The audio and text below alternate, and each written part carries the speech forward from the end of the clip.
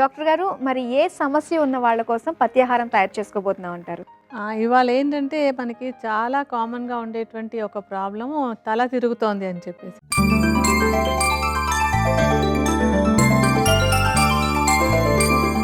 అంటే తల తిరగడం అనేటువంటిది అందరికీ ఏదో పెద్ద కారణాల వల్ల ఉండదు. కొంచెం పిత్తదోషం ఎక్కువగా ఉన్నప్పుడు కానివ్వండి, లేకపోతే మెదడులో కొంచెం ఒక రకమైన డల్‌నెస్ వస్తుంటుంది ఒక్కొక్కసారి. లేకపోతే రక్తంలో ఉండేటువంటి కొన్ని స్టిమ్యులేషన్ లెవెల్స్‌లో డిఫరెన్స్ వచ్చినప్పుడు కానీ తల తిరగడం అనేటువంటి సమస్య వస్తూ ఉంటుంది. ఈ తల తిరగడం అనే సమస్య వచ్చినప్పుడు తేలికగా అంటే సింపుల్‌గా మనకి ఇంట్లో రెడీగా పెట్టుకొని ఆ సమస్యని అప్పటికప్పుడు తగ్గించుకునేందుకు వీలుగా ఒక తేలికపాటి పథ్యాహారాన్ని తయారు చేద్దాం. తల తిరిగే సమస్య తగ్గడానికి పథ్యాహారం తయారు చేసుకోవడానికి కావాల్సిన పదార్థాలు ఏంటో చూద్దాం. జీలకర్ర, ఆమ్చూర్ పొడి, నిమ్మరసం, చక్కెర, సైంధవ లవణం. కావాల్సిన పదార్థాలు ఏంటో చూసారు కదా. ఏ విధంగా తయారు చేసుకోవాలో డాక్టర్ గాయత్రీదేవి గారిని అడిగి తెలుసుకుందాం. డాక్టర్ గారు మరి స్టార్ట్ చేద్దామండి. అలాగేనమ్మా. ఇదేంటంటే మనం పదార్థాలు ఏమిటో చూసాం కదా, అన్నీ కూడా మనకి తేలిగ్గా ఇంట్లో దొరికేటువంటివే. అండ్ తయారు చేసుకునే విధానం కూడా చాలా తేలిగ్గా ఉంటుంది. ఎవరైనా సరే తయారు చేసుకోవచ్చు అనమాట. దీనికి ఏంటంటే మొట్టమొదట మనం ఇందాక చెప్పుకున్నటువంటి జీలకర్ర చూర్ణాన్ని తీసుకోవాలి. తల తిరుగుతోంది అంటే ఏంటంటే పిత్తదోషం కాస్త ఎక్కువైనట్టుగా లెక్క అనమాట. ఆ పిత్తదోషాన్ని బ్యాలెన్స్ చేయడానికి జీలకర్ర బాగా ఉపయోగపడుతుంది. అలాగే అసలు యాజ్ ఇట్ ఈస్గా కూడా జీలకర్ర అనేటువంటిది ఈ తల తిరగటం అనే సమస్య రావడానికి ఉండేటువంటి కారణాల్లో వాతాన్ని బ్యాలెన్స్ చేయడానికి కూడా బాగా ఉపయోగపడుతుంది. జీలకర్రను ఒట్టిగా మూకుట్లో వేసి వేయించేసి పొడిలా చేసుకోవాలి. ఈ చూర్ణాన్ని ఒక 50 గ్రాముల పరిమాణంలో తీసుకోవాలి. ఈ జీలకర్ర చూర్ణాన్ని మనం విడిగా ఒక బౌల్లోకి తీసుకుందాం. మీరు లెక్క ప్రకారం 50 గ్రాములు తీసుకోండి, మేము సుమారుగా వేసి మీకు చూపిస్తాం.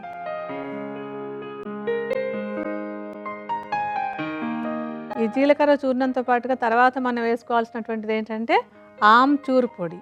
ఈ ఆమ్చూర్ పొడి అంటే తెలుసు కదా, ఎండబెట్టినటువంటి మామిడికాయ చూర్ణం. ఇది పుల్ల పుల్లగా ఉంటుంది. తల తిరగడం అనేటువంటి సమస్య ఉన్నప్పుడు ఎప్పుడైనా కూడా మామూలుగా కూడా మనం ఇంట్లో చూడండి తల తిరుగుతుందంటే ఏదైనా పుల్లగా ఉన్నది నోట్లో వేసుకుంటాం.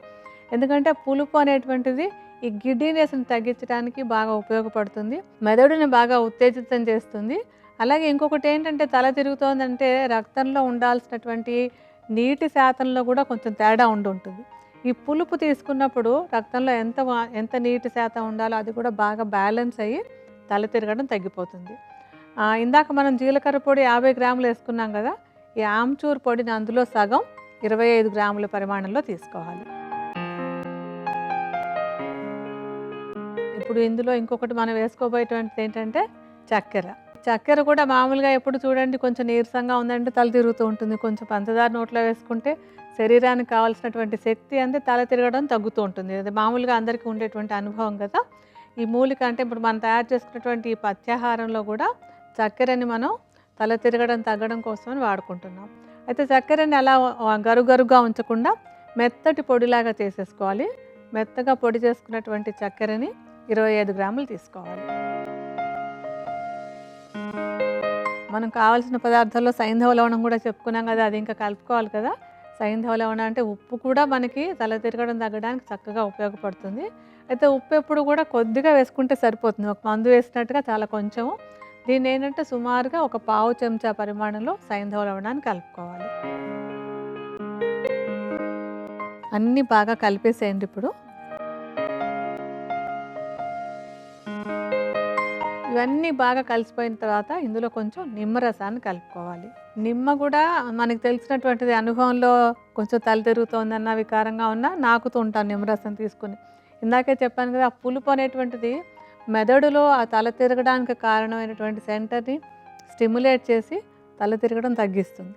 సో నిమ్మకాయలు శుభ్రంగా కడిగేసి కోసి రసం తీసుకుని ఆ రసాన్ని ఇప్పుడు మనం తీసుకున్నటువంటి పొడిలో తగినంత పరిమాణంలో కలుపుకోవాలి. అంటే ఇప్పుడు అది మనకి ఎలా అంటే, ఇప్పుడు మనం చపాతీ పిండి అవి కలుపుకునేటప్పుడు ఎంత గట్టిగా ఉంటుందో అదే కన్సిస్టెన్సీ వచ్చేలాగా నిమ్మరసాన్ని కలిపి ఒక ముద్దలాగా తయారు చేసుకోవాలి.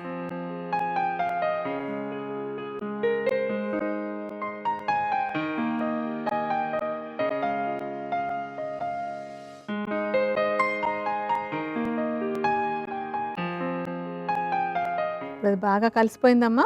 కలిసిపోయిందండి. ఇలా బాగా కలిపేసుకున్న తర్వాత ఈ మిశ్రమాన్ని ఏం చేయాలంటే చిన్న చిన్నగా మనకు ఒక శనగలు ఉంటాయి కదా, పెద్ద శనగలు, ఆ పెద్ద శనగల సైజులో చిన్న చిన్నగా ఉండల్లాగా చేసుకోవాలి దీన్ని.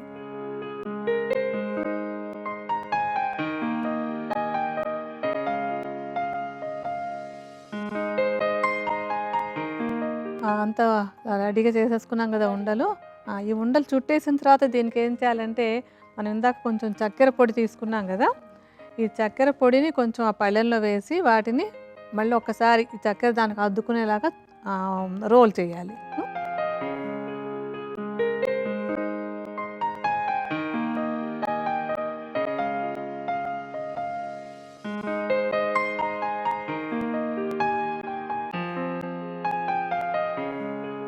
మన పత్యాహారం రెడీ అయిపోయింది.